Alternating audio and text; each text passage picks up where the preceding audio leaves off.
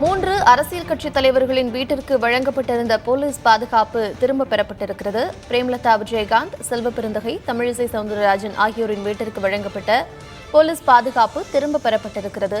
விஜயகாந்த் எதிர்க்கட்சித் தலைவராக இருந்த போதிலிருந்து வழங்கப்பட்ட பாதுகாப்பு தற்பொழுது வாபஸ் பெறப்பட்டிருக்கிறது. அண்மைச் செய்தியை பார்த்து வருகிறோம். ஆளுநர் பதவியிலிருந்து விலகியதால் தமிழிசை வீட்டிற்கு வழங்கப்பட்ட பாதுகாப்பு திரும்ப பெறப்பட்டிருக்கிறது.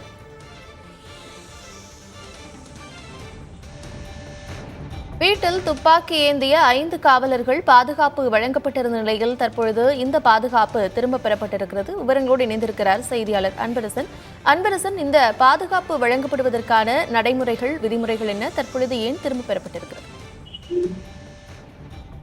முன்னாள் தெலுங்கானா ஆளுநர் தமிழிசை சவுந்தரராஜன், தேமுதிக பொதுச் செயலாளர் பிரேமலதா விஜயகாந்த், தமிழக காங்கிரஸ் கட்சியின் தலைவர் செல்வ பெருந்தகை ஆகியோர் வீடுகளில் போடப்பட்டிருந்த போலீஸ் பாதுகாப்பானது தற்போது பின்வாங்கப்பட்டுள்ளது. குறிப்பாக அரசியல் கட்சி தலைவர்கள், அதே போன்று தங்களது உயிருக்கு அச்சுறுத்தல் இருப்பதாக கூறப்படும் விஐபிகளின் வீட்டிற்கு போலீசார் பாதுகாப்பு வழங்கப்படுவது வழக்கம். அதாவது அவர்கள் கேட்கும் அடிப்படையில் போலீசார் பாதுகாப்பு வழங்கப்படுவது வழக்கம். இந்த நிலையில்தான் முன்னாள் தெலுங்கானா ஆளுநர் தமிழிசை சவுந்தரராஜன், அதே போன்று தேமுதிக பொதுச் செயலாளர் பிரேமலதா விஜயகாந்த், தமிழக காங்கிரஸ் கமிட்டி தலைவர் செல்வ பெருந்தகை ஆகியோர் அரசியல் கட்சி பிரமுகர்கள் என்பதால் இவர்களின் வீடுகளுக்கு 5 போலீசார், துப்பாக்கி ஏந்திய போலீசார் உதவி ஆய்வாளர் தலைமையில் போடப்பட்டு 24 மணி நேரமும் இந்த பாதுகாப்பானது வழங்கப்பட்டு வந்தது. இந்த நிலையில்தான் தற்போது முன்னாள் தெலுங்கானா ஆளுநர் தமிழிசை சவுந்தரராஜன், அதே போன்று தேமுதிக பொதுச் செயலாளர் பிரேமலதா விஜயகாந்த், தமிழக காங்கிரஸ் கமிட்டி தலைவர் செல்வ பெருந்தகை ஆகியோர் வீடுகளுக்கு போடப்பட்டிருந்த போலீஸ் பாதுகாப்பானது தற்போது பின்வாங்கப்பட்டுள்ளது. குறிப்பாக ஒவ்வொரு 6 மாதமும் காவல்துறை உயரதிகாரிகள் தலைமையில் இந்த பாதுகாப்பு குறித்தான ஒரு ஆலோசனை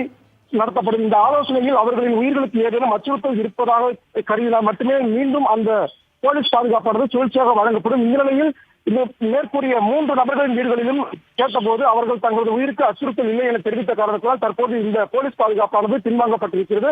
அவர்களுக்கு தேவைப்படும் பட்சத்தில் ஒருவேளை பாதுகாப்பு கேட்டால் மீண்டும் அவர்களுக்கு போலீஸ் பாதுகாப்பு வழங்கப்படும் எனவும் காவல்துறை தெரிவித்திருக்கிறது. 3 அரசியல் கட்சி தலைவர்களின் வீடுகளுக்கு போடப்பட்டிருந்த போலீஸ் பாதுகாப்பு தற்பொழுது திரும்ப பெறப்பட்டிருக்கிறது.